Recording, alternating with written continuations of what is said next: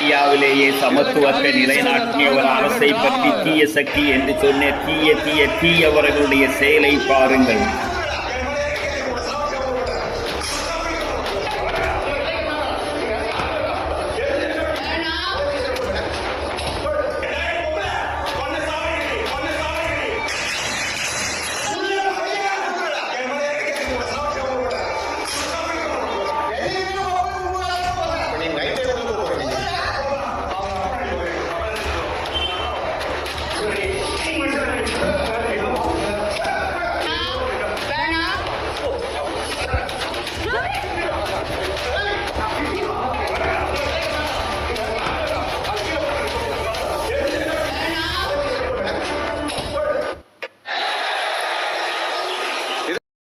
தன்னுடைய தாரத்தையே தள்ளி வைத்தவன் எவ்வாறு தமிழகத்தை பாதுகாக்கப் போகிறான்?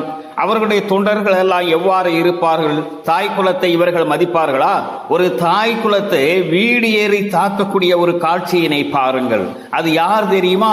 தற்போதைய நிதி அமைச்சராக இவர்களுடைய நிலைப்பாடு இப்படித்தான் இருக்கும். ஏனென்றால் நம்மளுடைய தலைவனே தாரத்தை தள்ளி வைத்திருக்கக்கூடிய நேரத்தில் பெண்களை நாம் ஏன் மதிக்க வேண்டும்?